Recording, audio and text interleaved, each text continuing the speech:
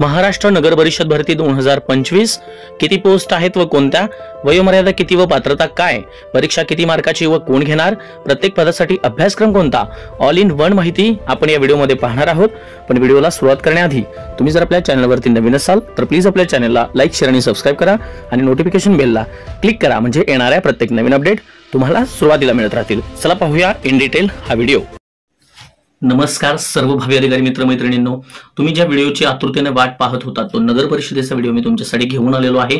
महाराष्ट्र नगर परिषद जी परीक्षा आता होणार आहे त्या परीक्षांच्या मध्ये कोणकोणती पदे येणार आहेत, म्हणजे गट ड आणि गट क या संवर्गामध्ये एकूण किती पदे असणार आहेत आणि या पदांसाठी जे आपण 3200+ जागांची जाहिरात आपण म्हटलेलं आहे त्या 3200+ जागांमध्ये पाठीमागे मे 2025 पर्यंत आपल्याला जे रिक्त पदांचा तपशील आला होता त्याच्या पाठीमागे 2228 पदे, मग ती वर्गणी आहे आपण पाहणारच आहोत कुठल्या पोस्टसाठी किती पदं आहेत। पण ती गट क ची आहेत, गट ड साठी सुद्धा ती जाहिरात सोडणार आहेत, ज्याच्यामध्ये शिपाई पदासाठी किंवा गट क मध्ये अजून वरिष्ठ लिपिक किंवा कनिष्ठ लिपिक किंवा लेखा सहाय्यक अशा प्रकारची काही पदं ऍड होण्याचे चान्सेस आहेत।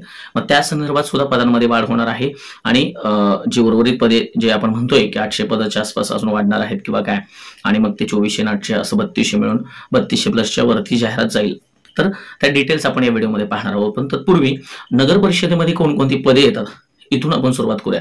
तर त्याच्यामध्ये महाराष्ट्र नगर परिषद स्थापत्य अभियांत्रिकी सेवा, स्थापत्य अभियंता हे पद असतं, हे गट क चं पद आहे। त्याच्यानंतर महाराष्ट्र नगर परिषद विद्युत अभियांत्रिकी सेवा, विद्युत अभियंता म्हणतात त्याला, हे सुद्धा गट क चंच आहे श्रेणी ब मधील। त्याच्यानंतर महाराष्ट्र नगर परिषद संगणक अभियांत्रिकी सेवा, ज्याच्यामध्ये संगणक अभियंता हे गट क मधील पद आहे। त्याच्यानंतर महाराष्ट्र नगर परिषद पाणी पुरवठा जलनिस्सारण व स्वच्छता अभियांत्रिकी सेवा, याच्यामध्ये स्वच्छता अभियंता गट क मध्ये येतो। त्याच्यानंतर महाराष्ट्र नगर परिषद लेखा परीक्षण व लेखा सेवा, याच्यामध्ये लेखा परीक्षक लेखापाल हे पद येतात गट क मध्ये। त्याच्यानंतर महाराष्ट्र नगर परिषद कर निर्धारण व प्रशासकीय सेवा, सगळ्यांना माहिती आहे, सगळे ज्याच्यासाठी प्रयत्न करत आहेत ते कर निर्धारण व प्रशासकीय अधिकारी गट क ही गट क मधली आहे। महाराष्ट्र नगर परिषद अग्निशमन सेवा, ही सुद्धा अग्निशमन अधिकारी ज्याला म्हणतो आपण, ही सुद्धा गट क ची आहे। आणि महाराष्ट्र नगर परिषद स्वच्छता निरीक्षक सेवा ही सुद्धा गट क मध्ये आहे। याच्यामध्ये श्रेणी अ ब व क अशा पद्धतीने श्रेणी असतात। मात्र ह्या सर्व 8च्या 8 पोस्ट ह्या गट क च्या आहेत आणि याच्यामध्ये गट ड वाढणार आहे, ज्याच्यामध्ये गट ड मध्ये शिपाई भरती वगैरे या पद्धतीची पदं असतील त्यांची वाढ अतिरिक्त असेल। म्हणजे अजून डिटेल आपल्याला याच्यामध्ये पाहायच्यात, बघूया। आता पाहूया पात्रता आणि वयोमर्यादा काय आहे, हे ज्याच्यासाठी महत्वाचे जास्त प्रश्न आपल्याला आले होते। ज्याच्यामध्ये बघा, वयोमर्यादा कमीत कमी 21 आणि जास्तीत जास्त अराखीव किंवा खुल्या गटासाठी 38 वर्ष आहे। त्याच्यानंतर मागासवर्गीय किंवा आर्थिक दुर्बल घटक अनाथ वगैरे असतील याच्यासाठी त्याच्यामध्ये 5 वर्षाचं एक्सटेन्शन आहे, 43 वर्ष। परत त्याच्यानंतर खेळाडू असेल ओपन मधील तर 43 वर्ष, मागासवर्गीय खेळाडू असेल, आर्थिक दुर्बल घटकामधला असेल किंवा अनाथ मधला असेल तर त्याच्यासाठी सुद्धा 43 वर्ष। त्याच्यामध्ये माजी सैनिक मध्ये सुद्धा अशाच पद्धतीचा कालावधी 38+3 वर्ष। त्याच्यानंतर मागासवर्गीय आर्थिक दुर्बल घटक ज्याच्यामध्ये अराखीव खुला 38+3, त्याच्यानंतर मागासवर्गीय माजी सैनिक आर्थिक दुर्बल घटक असेल तर 43+3 वर्षाचा अतिरिक्त कालावधी, किंवा दिव्यांग माजी सैनिक असेल तर 45 वर्ष अशा पद्धतीनं। त्याच्यानंतर पदवीधर अंशकालीन उमेदवार असेल तर 55 वर्ष एज रिलॅक्सेशन आहे, प्रकल्पग्रस्त भूकंपग्रस्त त्याच्यानंतर त्याच्यासाठी 45 वर्ष आहे। आणि नगर परिषद कर्मचारी जर असेल म्हणजे गट क अंतर्गत भरावयाचा किंवा गट ड तर त्यासाठी 45 वर्षाची वयोमर्यादा या ठिकाणी दिलेली आहे। आपण आता वयोमर्यादा पाहिलेली आहे। आता सर्वात महत्वाचं म्हणजे कोणत्या पदासाठी कोणती शैक्षणिक पात्रता किंवा आपल्याला काय डिग्री लागणार आहे या पदांसाठी। तर स्थापत्य अभियांत्रिकी जर पद असेल, ज्याला स्थापत्य अभियंता हे पद आहे गट क मधलं, तर त्याच्यासाठी सर्वसाधारण उमेदवारानं मान्यताप्राप्त विद्यापीठामध्ये किंवा मंडळातून स्थापत्य अभियांत्रिकी शाखेतील पदवी असणं त्याच्याकडे आवश्यक आहे। त्याच्यानंतर MSCIT परीक्षा किंवा समकक्ष परीक्षा उत्तीर्ण असणं आवश्यक आहे। मराठी भाषेचं पुरेसं ज्ञान, म्हणजे याचा अर्थ काय, स्थापत्य अभियंता जर पाहिजे असेल तर तुम्हाला स्थापत्य अभियांत्रिकीमधील पदवी पाहिजे आणि MSCIT पाहिजे। दुसरं बघा, स्थापत्य अभियंतामध्येच आहे श्रेणी 2 मध्ये, याच्यामध्ये नगर परिषद कर्मचाऱ्यांसाठी 25% राखीव असं या पद्धतीचं आहे। त्याच्यानंतर याच्यामध्ये सुद्धा तुम्हाला मान्यताप्राप्त विद्यापीठामधून किंवा मंडळामधून स्थापत्य अभियांत्रिकी शाखेतील पदवी किंवा पदवीधारकता आणि पदवीधारकतेच्या बाबतीत किमान 3 वर्षाचा व पदवीधारकाच्या बाबतीत किमान 5 वर्षाचा नगर परिषदेतील किंवा नगरपंचायतीतील कोणत्याही पदावरील अनुभव पाहिजे, हे कर्मचाऱ्यांसाठी आहे। ठीक आहे। त्याच्यानंतर बघा, आपल्याला विद्युत अभियंता गट क आहे इथं या ठिकाणी। याच्यामध्ये विद्युत अभियंता गट क साठी सेम विद्युत अभियांत्रिकी शाखेतील पदवी पाहिजे, MSCIT पाहिजे, मराठी भाषेचं पुरेसं ज्ञान असतंच, ठीक आहे। त्याच्यानंतर अभियांत्रिकी सेवा संगणक मध्ये असेल तर संगणक अभियंता ज्याला म्हणतात, याच्यामध्ये मान्यताप्राप्त विद्यापीठातील किंवा मंडळातून संगणक अभियांत्रिकी शाखेतील पदवी पाहिजे आणि MSCIT पाहिजे किंवा मराठी भाषेचं पुरेसं ज्ञान। आता हे संगणक अभियांत्रिकी, विद्युत अभियांत्रिकी किंवा जे आपण स्थापत्य अभियांत्रिकी म्हणतोय, म्हणजे तुमचं इंजिनिअरिंग असेल, त्याच्यानंतर तुमचे इलेक्ट्रिकल फील्ड असेल, त्याच्यानंतर तुम्ही BCS वगैरे कॉम्प्युटरचं ज्ञान असेल तर BCS पदवी वगैरे किंवा बॅचलर ऑफ कॉम्प्युटर ऍप्लिकेशन या टाइप मध्ये जे BCS वगैरे ज्या पदव्या आहेत या संदर्भात, ठीक आहे।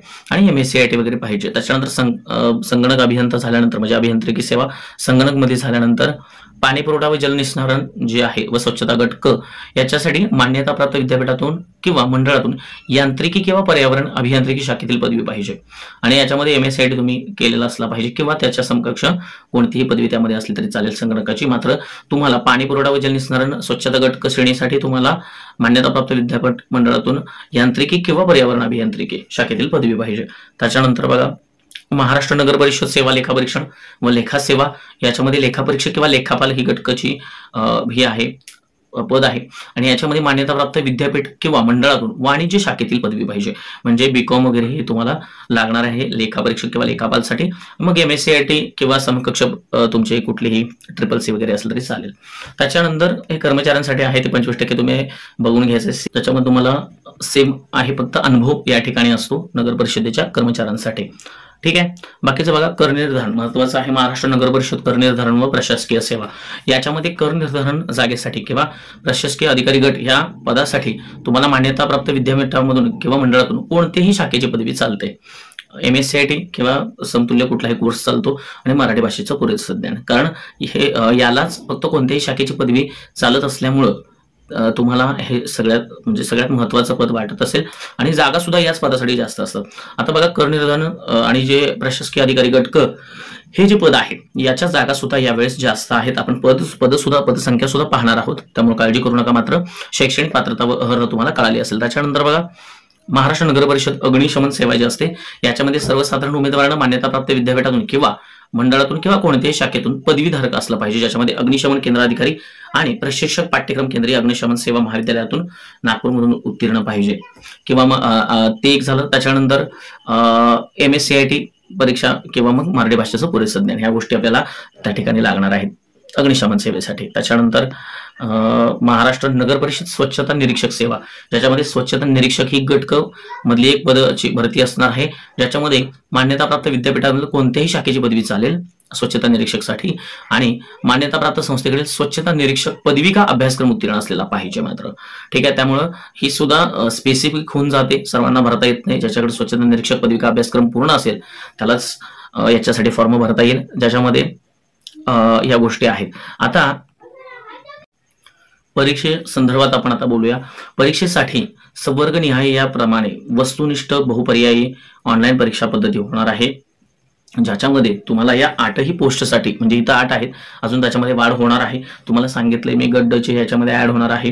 हे आपण पाठीमागचे वगैरे जे मेन त्यांचे सोर्सेस आहेत किंवा जे आता ज्या पद्धतीने परीक्षा घेणार आहे TCS किंवा IBPS कंपनी दोन्हीपैकी एका कंपनीकडून ही परीक्षा घेतली जाणार आहे ऑनलाईन, त्यामुळे शक्यतो जास्त प्रमाणात TCS कडून होईल हे चान्सेस आहेत। ह्या गट क मधल्या 8 पोस्ट आहेत, गड्ड मधल्या काही ऍड होणार आहेत आणि त्याच्यामध्ये लिपिक म्हणजे वरिष्ठ लिपिक कनिष्ठ लिपिक या सुद्धा काही पदे ऍड होणार आहेत, ते सुद्धा मी तुम्हाला सांगितलेलं आहे। या सर्वांसाठी परीक्षा पॅटर्न काय आहे बघा। पेपर पहिला जो असेल तो 60 प्रश्न असतील 120 गुणांसाठी आणि त्यासाठी 70 मिनिटे असतील आणि दुसरा पेपर जो असेल तो 40 प्रश्न असतील 80 गुणांसाठी आणि त्याच्यासाठी 50 मिनिटे असतील। असे टोटल 100 प्रश्न 200 गुणांसाठी आणि एकूण 120 मिनिटं हा वेळ असेल। आणि याच्यामध्ये तुम्हाला मी सांगितल्याप्रमाणे की TCS किंवा IBPS ही घेणार आहे परीक्षा, ठीक आहे। आता यासाठी जी फी असणार आहे ज्याच्यामध्ये अराखीव किंवा खुला गट असेल तर त्यासाठी 1000 रुपये फी आहे आणि मागासवर्गीय असेल तर त्यासाठी 900 रुपये फी तुम्हाला आकारली जाणार आहे, लक्षात ठेवा, ठीक आहे। चला आता पद पाहूया आपल्याला किती किती आहेत आता सध्या। याच्यामध्ये बघा अभियांत्रिकी सेवा स्थापत्यमध्ये जे आहे त्याच्यामध्ये 407 पदं आहेत. अभियांत्रिकी सेवा संगणक आहे ज्याच्यामध्ये 71 पदे आहेत. त्याच्यानंतर अभियांत्रिकी सेवा विद्युत आहे ज्याच्यामध्ये 42 पदे आहेत. अभियांत्रिकी सेवा पाणी पुरवठा व मलनिस्सारण व स्वच्छता याच्यामध्ये 91 पदे आहेत. रिक्त पदे आहेत. लेखापाल व लेखापरीक्षक 196 आहेत. कर निर्धारण व प्रशासकीय सेवा 710 पदं आहेत. अग्निशमन सेवा 409 पदं आहेत. स्वच्छता निरीक्षक सेवा 302 पदं आहेत. एकूण पदं ही 2228 आणि त्याच्यानंतर ही जे गट ड ची वगैरे ऍड होणार आहेत, गटकमध्ये वर्षलिपिक कनिष्ठलिपिक ऍड होणार आहेत, हे सर्व मिळून आपल्याला 3200 प्लस जाहिरात येणार आहे. त्यामुळे तयारीला लागा. तुम्हाला मी आता हे दिलेलं आहे. आता आपण कर निर्धारण व प्रशासकीय सेवा याचा डिटेल एक्सप्लेनेशन अभ्यासक्रम वगैरे आहे तो नेक्स्ट व्हिडिओमध्ये पाहणार आहोत. तत्पुरती